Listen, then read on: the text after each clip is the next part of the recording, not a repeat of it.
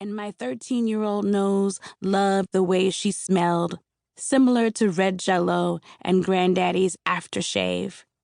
That same year, I watched my schoolmate's mother walk him to the bus stop every morning in a long, brown hijab, with lunch in hand, smelling like cocoa butter. And she would kiss him on the cheek and tell all of us, "Masalama," and we would all feel so acknowledged. I looked forward to this ritual. We all noticed it had been weeks since we'd seen him or his mother.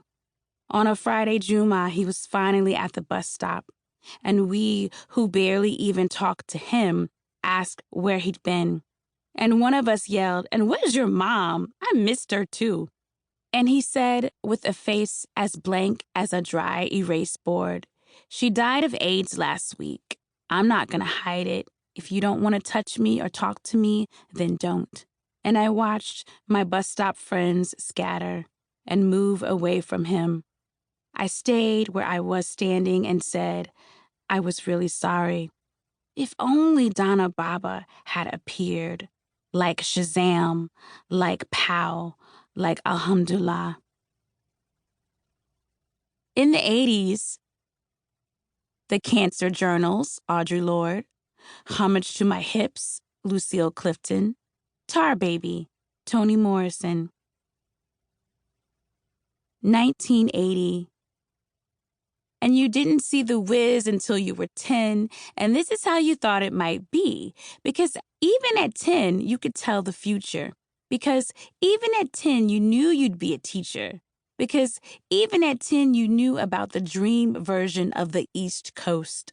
Because even at 10, you knew about peril. Because even at 10, you knew you'd have to leave your dog and imagine you had a Toto. Because even at 10, you knew you needed some kind of fantasy to get you through. Side note, when Harlem schoolteacher Dorothy, Diana Ross, tries to save her dog from a storm, she is miraculously whisked away to an urban fantasy land called Oz. After accidentally killing the Wicked Witch of the East upon her arrival, Dorothy is told about the Wiz Richard Pryor, a wizard who can help her get back to Manhattan. As Dorothy goes in search of the Wiz, she's joined by the Scarecrow, Michael Jackson, the Tin Man, Nipsey Russell, and the Cowardly Lion, Ted Ross. 1981.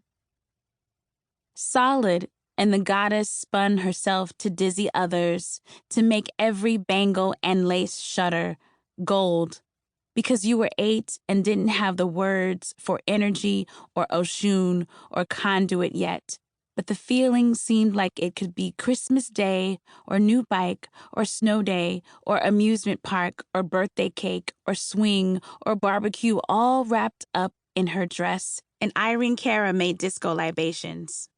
And when she said, "Remember my name, Fame," you did think adults could live forever.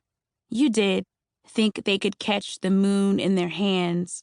You wanted your grandmother to drape herself in solid gold, and now you say, Fame. 1982.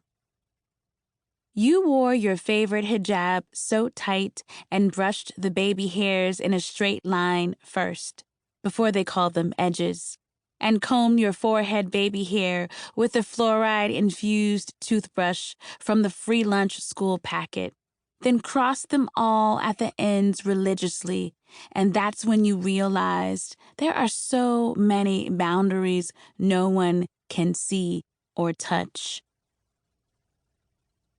1983, 1. After lunch salat, there were robust days when you'd double dutch with the full kids. Monday school lunch, Salisbury steak, kernel corn, French fries, peanut butter squares, chocolate milk or plain. Your 80s middle school skeleton moonwalking with halal hot dogs for dinner, and the smell of Salisbury steak on 6-section styrofoam plates, and maybe you'd call them robust epidemic days, because there were also weak days when you were all 80s ganged up on by Benetton colors